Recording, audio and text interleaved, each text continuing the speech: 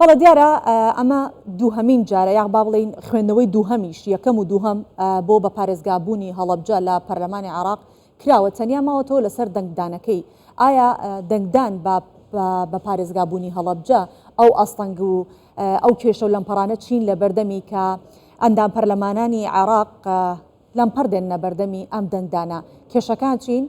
گرفتەکان چین یاخود لایەنە عێراقیەکان کێشە دەخەنە بەردەمی بە پارێزگابوونی هەڵەبجە دەمانێت گفتوگوی زیاتر لەبارەی ئەم بابەتەوە بکەین لەگەڵ مەریوان قەرەنی ئەندامی پەرلەمانی عێراق سەبارەت بە ئاستەنگەکانی بە پارێزگابوونی هەڵەبجە لە پەرلەمانی عێراق گفتوگۆکەین بەخێر هاتن تاکەین سپاس بۆ جەنابەت لە کاتێکدا کە ئێستا ئاماژەمان پێ کرد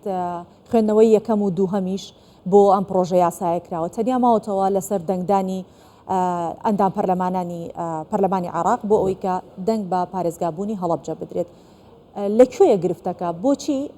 چەند جارێکە دانیشتن سەبارەت بە دەنگدانەکەش تەنانەت دوا ئەخرێت کێشەکە لەکوێ بۆ دەنگی پێنادەن زۆر سپاس زۆر بەڕێستان تا ڕادەیەک لایەنە سیاسیەکانی کورد متتەفقن لەسەر بە پارێزگابوونی هەڵەبجە و کاریشی لەسەر کردیە چکاوە واجبە کە بەرامبەر خەڵکی هەڵەبجەی دەدەینەوە چاکەک نییە بیان دەینەوە واجبە لێیان ئەوە بکەن چکات یەکێک بۆ لەو شارانە کە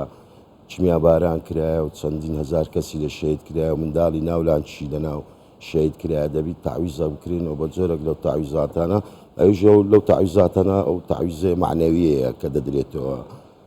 پارێزگای هەڵەبجە لە ماوەی ڕابردوو کە قرایی یەکەم و دووەمی کرا لە سەر بابەتی هەڵەبجە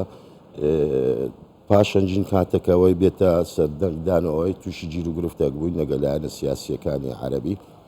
بەڕاستی و عەقدی تەشۆڤینیان هێشتا مایە زۆر دژایەتیان کرد و بابەتەی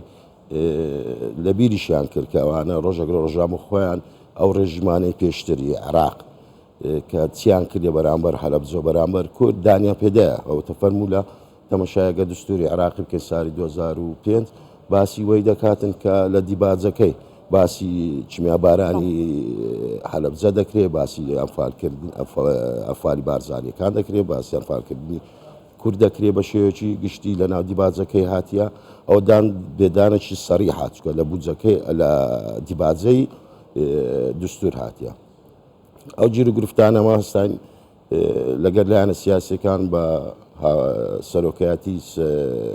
نایبی یەکەمی نایبی پەرلەمان سەردانی لایەنە سیاسیەکانمان کرد کە داوامان کرد ئەو کێشەی گەورەی مەچیە لە بەغدایە ئەوان بە شێوازە قسەچی دەکەن لە کاتی دەبیتە واقع یان ڕاستی کارەکان پەشیمان دەبنەوە لە قسەکانی خۆیان لێ ئەوم کێشەشی زۆر گەورەیە لە تەعاملکردن و تەفاوزکردن لەگەر باغ لە کاتێکدا ئەمە نامۆ نییە بۆ پەرلەمانتارانی کورد بۆ حکوومەتی هەرێمی کوردستان بەرامبەر بە عێراق هەمیشە وابوونە گفتیان شتێکی تر بۆ کرداریان تۆ فەرمۆت و ئەگەر بیت تەمەشای و بابەتانە بکەین بە شێوەیەکی گشتی کە لە اتفاقی لەندەن و اتفاقی ئیسلاح الدین و پاشەوی اتفاقی پاش 2023 و دەکوینی عێراقی نوێ و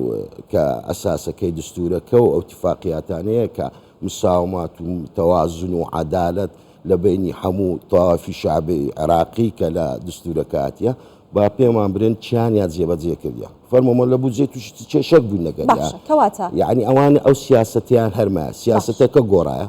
لە سیاستکردنی ئەفالەکەی ئەو جارە تەجویعکردنەکەیان بەکارینە ئەو جارە لە ڕووی قانونیە ئەو جارە تەڵەبی چتت لێ دەکەم بەرامبەری خۆمە دژێوەی نینە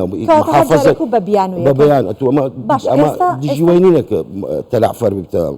محافظە دژیوەی نینە فەلوجە بتە محافظە ئەمە دژی ئەوەی نینە باشەکەواتە ئەبێت فراکسیۆنە کوردیەکان یاخود پەرلەمانتارانی کورد لە بەغدا چۆن لە پەرلەمان مامەڵە بکەن یاخود داوای چی بکەن یاخود بایکۆت بکەن لە دانیشتەکان چی بکەن بۆ ئەوەی کە ئەم حەقەڕەوایە بە خەڵکی هەڵەبجە بدرێت ئەمە زۆر بەڕاستی پێت برم زۆر شتمان لە دەستە کارتی زوقتاتمان لە دەستە کاری لەسەر بکەین لەسەر زۆر بابەتان لەسەر بابەتی هەڵەبجەمان هەیە لەسەر بابەتی بودجەمان هەیە لەسەر کێشەکانمان هەیە لەسەر قوانینی تعویزاتمان هەیە ئەو کات و مادەی 132 لە دستوری هاتیە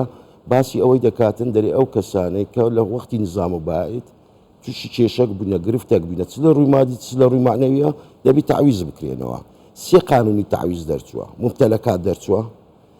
ئەو کەسانەی کە توش بەکەوتە بووینە لە شەڕەکان قانونەکە قانونەکی دەرچووە لەسەر ئەو شەڕانە و کە هەر سێکی شمولی کوردەکە هەر سێکی هەتاو کە جێبەجێ نەکرایە تەعویزیان نەداینەوە سێ قانون هەیە ئەتوارە دستوری عێراقی 144 مادەیە لە 144 مادەی 6 مادەی جێبەجێ ناکاتن ڕۆژێکی گرفتە کرێ دەبیتەوە فەرمو هەلەبجە وا لە دیباجەی دستورەکەی کە هەموو نەتەوە یەکگرتوەکان یەک دەنگ بوون لەسەر ئەوەی کە چمیا باران کرایە سەبەبی ڕزگارکردنی عێراق لە پاش 2023 حەلەبجە بەشەشی ئەوە بووە یعنی یەکێک لەوەکانی بووە بەرنامەکانی ئەوەی بووە تحالف بووە لۆ ڕزگارکردنی عێراق و دروستکردنی عێراقی نوێ و کە ئەوانە ئەوڕۆکە حکومڕانێتی دەکەن و بە عەقلێت شۆڤێنیانە دژایەتیشی دەکەنەوە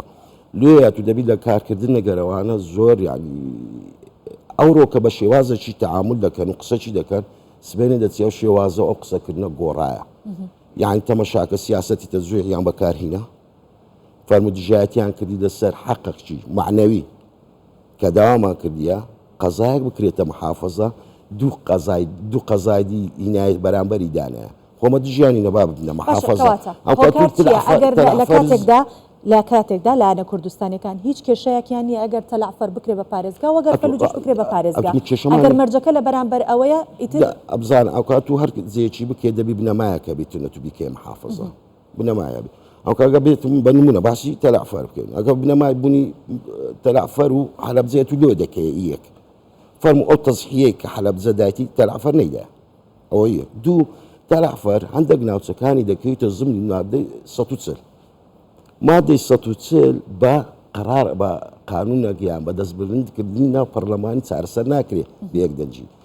مادەی 140 مادەکە لە دستوری هاتیە مەراحلی خۆی هەیە یەکەمەوەی گەڕانەوەی کەسەکانی لۆ جێگاکانی خۆیان برم عەفوەن بارودۆخەکەی مەنتیقەکەی چاکرێتەوە تا ئەو کەسانە دووەم مەرحەلە بچنەوە جێگای خۆیان سێم لێ ئیستیفتا بکرێ یعنی هێشتا سێ مەرحەلەمایەت لە دستوری نەتکردیە باش ئەو سێ مەرحەلەم نەکردێت لە دستوری داوای وەی دەکەی ئەلەو دژیشینی نەبات تەلعفەری بکەنە محافەزە بەزات دستورەکە تێ دستور لە یاساک بەرزترە دستور لە قەراری پەرلەمانی بەرزترە ئەتوق دستورت جێبەجێ نەکردیە بەرگەچی دستوری ما قانونەکی دی دروست دەکەی مخالفی لەسەر لە دستوری مخالف بی لەگە دستوری ئەخرەوە یعنی تەعارضی زۆرە باشە کاک مەریوان ئەوەی کە لە پرۆژە یاسای بە پارێزگابوونی هەڵەبجە هاتووە 4 مادەی تایە و هەر 4 هۆکەش باس کراوە کە بۆچی دەبێ هەڵەبجە بکرێ بە پارێزگا ئایا پێویستەکە هۆکاری دیکەش بخرێتە پەنای ئەو پرۆژە یاسایەوە یاخود بکرێ بە 5-6 هۆکار ئەوە کیفاتە ئەو 4 هۆکارەکە هەیە یاخودەوە لەم پەڕە هێشتا هۆکاری چۆنەڵە چڕتر و پڕتر نییە ئەتو بەسەرم قوانینکردنی پارێزگا دوایە لە هەرێم